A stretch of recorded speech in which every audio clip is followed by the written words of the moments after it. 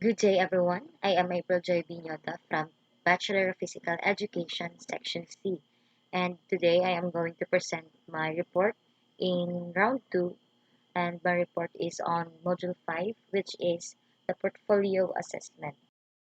So first, let us define what is Portfolio Assessment. A portfolio assessment is a collection of student works that are associated with standards you are required to learn. This collection of work is often gathered over a long period of time to reflect what you have been taught as well as what you have learned. A portfolio can include classwork, artistic pieces, photographs, and a variety of other media, all demonstrating the concepts that you have mastered. Each item that is selected to go in the portfolio is chosen within the parameters of the purpose of the portfolio itself. Portfolio assessment has the potential to be an important tool for program evaluation and has been primarily utilized in educational settings to track the development and accomplishments of the learners. Most programs do not think of using them in a systematic way as part of their formal program evaluation. However, many do preserve such albums or scrapbooks and use them informally to show their pleasure in the program. The theory and concepts underpinning portfolios, however, can also be applied to community evaluation, where portfolios may offer windows into community practices, procedures, and outcomes, possibly even better than more conventional measurements. By recording the learning or change process as it happens, portfolio assessment has grown to be a popular tool in an educational context for tracking progress. In addition to test results, portfolios may also contain in-depth explanations or illustrations of the students' activities and experiences. For the methods, number one, assessment should measure what is really important in the curriculum. Number two, assessment should look more like instructional activities than like tests. And the number three, educational assessment should approximate the learning tasks of interest so that when students practice for the assessment, some useful learning takes place. And there are 7 characteristics in portfolio assessment. So the number one, clearly defined purpose and learning targets. Number two, systematic and organized collection of student products. Number three, pre-established guidelines for what will be included. Number four, student selection of some works that will be included. Number five, student self-reflection and self-evaluation. Number six, progress documented with specific products and or evaluations. And the last one, number seven, portfolio conferences between the students and teachers. So in portfolio assessment, there is what we call classroom portfolio assessment, and there are two types of classroom portfolio assessment. So the first one is working portfolio. Working portfolios, which are formative in character, are often referred to as instructional portfolios. They allow a student to show his or her proficiency in presenting a skill. So in working portfolio, it is the ongoing systematic collection of student work samples and exhibits can be maintained in a working portfolio. This collection must be of daily, weekly, monthly, or unit work products forms. So, for example, a working portfolio as an illustration might contain a selection of lab reports of a student from throughout the semester that demonstrates them if their capacity grow is growing. And the number two, or the second type of classroom portfolio assessment, is the showcase portfolios. A showcase portfolio belongs to a summative nature, where it contains the finest work of the student to show mastery at the end of a unit of study, semester, or academic year. So, a showcase portfolio is a limited number of items that are selected to exhibit growth over time and to serve a particular purpose. Usually, only the student's best works are included. In both states, Portfolios are supposed to contain 5 to 7 examples of the student's best work during the school year, and scores are supposed to reflect optimum performance. Writing portfolio must contain work in a number of pre-specified genres of writing. Mathematics portfolio based on collections of open-ended students' responses to extended mathematics problems. Also, portfolios proposed to use in the new primary curriculum, which was put into practice since 2004 to 2005 school years by the Ministry of National Education in Turkey. So another example is it includes several drafts of works by the students, specifically an essay with comments that indicate how each draft improves upon the last, with the most polished draft on the topic demonstrating a student's mastery of the relevant skills. So the purpose of portfolio assessment. As a form of alternative assessment, the portfolio assessment is advantageous for both teachers and students as a teaching strategy. Instead of receiving credit for their success on a test, students might do so through the portfolio. As judgments regarding what to include in a portfolio can be discussed, the act of putting one together can help improve communication between students and teachers. The procedures also establishes clear completion requirements, which may be helpful for children who have struggled with conventional evaluation. So the purpose of the portfolio can be shaped depending on the user's demands. The aim of teacher using portfolio is to assess the progress of the student over a period of time, to determine the efficiency of the teaching, to have connection with the parents of the students, to evaluate the education program, to enable schools to have contact with the community, to help students for self-assessment, and to determine the students' weak points in learning process. So there are pros and cons of using the portfolio assessment. So let us start with the pros, and these are the different pros or advantages of using portfolio assessment. Number one, instead than focusing on the knowledge a student has on any given day, a portfolio assessment shows learning over time. Number two, a portfolio assessment gives students the chance to think back on their education, evaluate themselves, and develop a deeper knowledge of the ideas they are learning than a cursory exposition. Number three, a portfolio assessment requires a high level of one-on-one communication between the student and the teacher, who must constantly consult on the specifications and elements that will be included in the portfolio. As a general, portfolio can present a wide perspective of learning process for students and enables a continuous feedback for them. Besides this, it enables students to have a self-assessment for their studies and learning and to review their progress. Since it provides visual and dynamic proofs about students' interests, their skills, strong sides, successes, and development in a certain time period, portfolio, which is the systematic collection of the students' studies, helps assessing them as a whole. Portfolio is a strong devices that help students to gain the important abilities such as self-assessment, critical thinking, and monitoring one's own learning. Furthermore, portfolio provide pre-service teacher assessing their own learning and growth, and help them become self-directed and reflective practitioners and contribute them the individual and professional developments.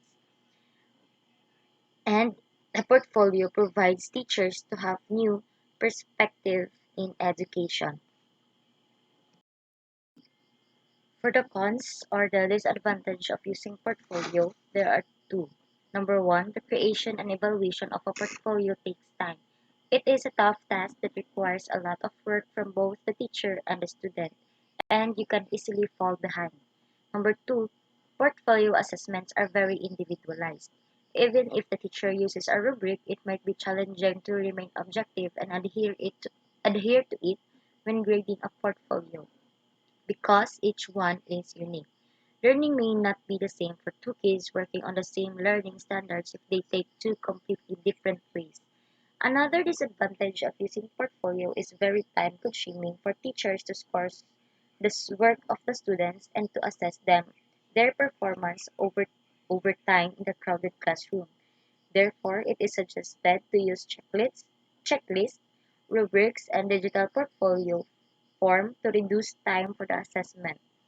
The most important disadvantage of portfolio is that its low reliability of scores. To overcome this problem, rubrics should be used in the assessments of the students' works. Moreover, portfolio assessment places new demands on teachers such as professionals to produce and refine learning pieces. Teachers also need additional time for reviewing and commenting on students' work. Such kinds of requirements force teachers to develop themselves in their fields. However, researches show that some teachers see portfolios as a worthwhile burden with tangible results in instruction and students' motivation. In the work sample selection, the content of the portfolio may have been influenced by parties beside the instructor and students, such as members of the team or department, principals, district committees, outside organization, parents, and members of the local community. The majority of external audiences will probably participate in evaluation portfolios. However, it's crucial to keep in mind that there are no absolute guidelines for portfolios. Anything could be a part of a portfolio. Selection, contemplation, and review of a portfolio are all open to anyone's participation. The same rules that apply to any legitimate assessment also apply to portfolios. That is to say, while being true to your objectives or purposes, you should not feel confined to achieving them through a portfolio project. Audiences beyond the teacher and student might have input the content of the portfolio, from team or department members, principals, and district committees to external agencies to parents and community members. External audiences are most likely to play a role for evaluation portfolios. However, it is important to remember there are no hard rules about portfolios. Anything can be included in a portfolio. Anyone can be involved in the process of selection, reflection, and evaluation of a portfolio. Flexibility applies to portfolios as it does to any authentic assessment. That is, you should be true to your purposes, but you should feel no constraints on how you meet them with a portfolio assignment. So for the examples, how might the selection take place? So this question stated or means that what I will describe below are just a few of many possible avenues for selecting which samples will be included in a portfolio. So number one, when? When is a sample of work is completed? At the point of At the point a piece of work is ready to be turned in or once the work has been returned by the teacher, the student or teacher identifies that work for inclusion in the portfolio. Next is at periodic intervals, which means instead of selecting samples when they are completed, the samples can be stored so that selection might occur every 2 or 3, 6 or 9 weeks, or once or twice or 3 times every quarter. The last one at the end of the, which means until, quarter, semester, year, etc. Number two, by whom? First is by the student, which means students are the most common selectors, particularly for portfolios that ask them to reflect on the work selected. Which work students select depends on the criteria used to choose each piece. Next, by the teacher, which means teachers may be the selector, particularly when identifying best pieces of the work to showcase a student's strengths or accomplishments. Next, by the student and the teacher, which means sometimes portfolio selection is a joint process involving conversation and collaboration. Next is by peers, which means a student might be assigned a portfolio partner or portfolio buddy, to assist the student in selecting appropriate pieces of work, often as part of a joint process involving conversation and collaboration. A peer might also provide some reflection on a piece of work to be included in the portfolio. And the last one that belongs to by whom is by the parents, which means that parents might also be asked to select a piece or two for inclusion that they particularly found impressive, surprising, reflective, reflective of improvement, and etc. Number three, based on what criteria? First one is best work, which means it is the selection for showcase portfolios will typically focus on samples of work that illustrate students' best performance in designated area or the culmination of progress made. Next is evidence of growth, which means selection for growth portfolios will focus on identifying samples of work and work processes. Example is the drafts or notes that best capture progress shown on designated tasks, processes, or acquisition of knowledge and skills. For example, students might be asked to choose whether samples of earlier and later work highlighting some skill or content area, samples of rough drafts and final drafts, work that traces the development of a particular product or performance, and samples of work reflecting specifically identified strengths and weaknesses. Next one is the evidence of achievement, which means particularly for showcase and evaluation portfolios, selection might focus on samples of work that illustrates current levels of competence in designated areas or particular exemplars of quality work. Next is the evidence of standards met, which means similarly, a selection could focus on samples of work that illustrates how successfully students have met certain standards. Next one is the favorite or most important piece. It is to help develop recognition of the value of the work completed and to foster pride in that work. Selection might focus on samples to which students or parents or others find a connection or with they are particularly in and more. And the last one is one or more of the above, which means it is a portfolio can include samples of work for multiple reasons, and thus more than one of the above criteria could be used for selecting samples to be included. So this is the example of assessment criteria. For the organization, there should be, in the side of comments, there should be clearly demonstrating the time frame. For the artifacts and contents, it should be variety, understanding of the content, evidence of critical thinking and problem-solving ability, effectiveness of communication, evidence of creativity, knowledge of concepts and topical relationships with other content areas, and overall progress in the course. For the reflection area, it should be a clear indication on why the artifact is chosen and reflect on the ideas behind. Next one is how you grade the portfolio assessment. So it is what you call rubrics. So as you can see, there is excellent, proficient, average, and poor. So in the marking rubrics, you can see that there is organization and writing mechanics. And in the part of excellent, no usage or writing mechanical errors, easy to navigate, clear and concise organization. For the proficient, few mechanical errors, navigation is good, well organized. For the average, several mechanical errors, few problems with organization, may be difficult to read in parts. And for the poor, impossible to follow the organization of the portfolio and have many mechanical errors. In the part of artifact selection, for the excellent, all artifacts clearly and directly related to course purpose. For the proficient, most artifacts clearly and directly related to course purpose. In the average, few artifacts related to course purpose.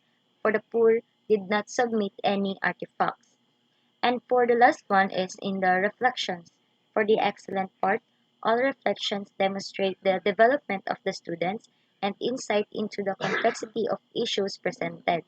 Reflections state the what, so what, and now what in relation to artifacts and the definite connections with self and others. For the proficient, most reflections demonstrate the development of the students and insight into the complexity of issues presented. Reflections state the what, so what, and now what in relation to artifacts, connections with self and others.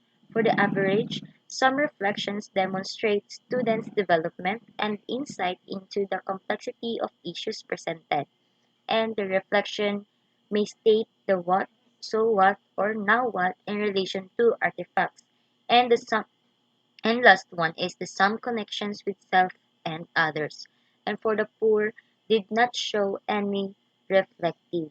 So also you can use the numberings on how you rate or how you rate the rubrics of the performance of or or or the portfolios of the student. So, appraising portfolios. With the portfolio assessment, evaluation is done using an appraisal model and evaluation criteria. The examination is given and evaluated by a content specialist. The major threat throughout the appraisal is that you waste a lot of time on portfolios that are overly large and poorly organized. But in working in but working the appraising portfolios, you must follow the three steps. So these are the three steps. So number one, look at whether the portfolio qualifies for the set requirements on things such as size, shape, and appeal and structure.